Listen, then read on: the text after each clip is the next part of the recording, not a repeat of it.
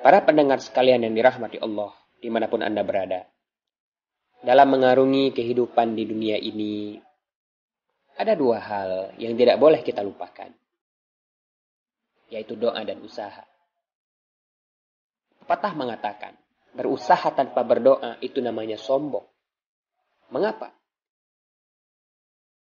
Karena kalau kita hanya berusaha tanpa berdoa kepada Allah, dikatakan kita sombong, karena seolah-olah apa yang kita dapatkan nantinya hanya semata-mata hasil usaha kita sendiri tanpa bantuan dari Allah Subhanahu wa Ta'ala. Kemudian berdoa tanpa berusaha sama juga bohong. Kita hanya berdoa saja setiap hari, setiap selesai sholat kita berdoa kepada Allah. Ya Allah berikan aku ini, ya Allah berikan aku itu. Akan tetapi kita tidak pernah berusaha. Maka mustahil apa yang kita cita-citakan akan tercapai. Maka oleh karena itu, doa harus selalu mengiringi usaha, dan usaha harus selalu diiringi oleh doa. Dua hal tersebut tidak boleh kita pisahkan. Sebagaimana Allah Subhanahu wa Ta'ala berfirman dalam Al-Quran, "Ud'uni fastajib lakum." Berdoalah kamu sekalian, maka aku akan mengijabahnya, kata Allah. Namun kadangkala Allah Subhanahu wa Ta'ala tidak memberikan apa yang kita minta. Akan tetapi Allah Subhanahu wa Ta'ala menggantinya dengan apa yang kita butuhkan, bukan apa yang kita inginkan. Mungkin juga Allah Subhanahu wa Ta'ala tidak mengabulkan doa kita di dunia. Akan tetapi Allah Subhanahu wa Ta'ala akan mengabulkan doa kita besok di hari akhirat. Jadi ijabah dari Allah Subhanahu wa Ta'ala itu terbagi kepada tiga. Yang pertama, Allah Subhanahu wa Ta'ala mengabulkan permintaan kita apa yang kita minta. Kemudian yang kedua, Allah Subhanahu wa Ta'ala tidak mengabulkan apa yang kita minta, akan tapi Allah Subhanahu wa Ta'ala menggantinya dengan yang lain. Kemudian yang ketiga, Allah Subhanahu wa Ta'ala memberikannya di akhir akhirat.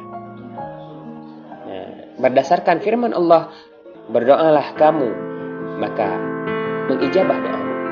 Namun Syekh Ibrahim bin Adham, salah seorang ulama sufi, berpendapat bahwa kadang-kadang Allah Subhanahu wa Ta'ala menolak doa kita.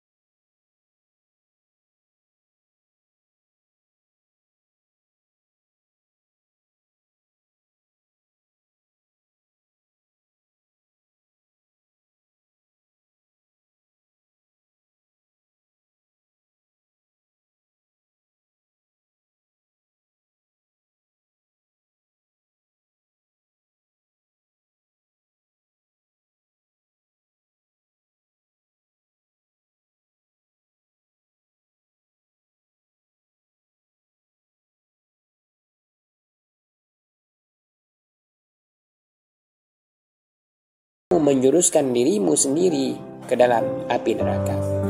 Yang ketujuh, kamu sibuk mengoreksi aib orang lain, akan tetapi kamu lupa dengan aibmu sendiri. Yang kedelapan, kamu mengatakan kematian pasti akan datang, tapi kamu tidak mempersiapkan dirimu untuk menghadapinya. Yang kesembilan, kamu menguburkan orang mati, tapi kamu tidak mengambil pelajaran dari kematian. Dan yang terakhir, yang kesepuluh, kamu merasakan berbagai nikmat dari Allah, akan tetapi kamu tidak mau mensyukurinya. Wallahu a'lam.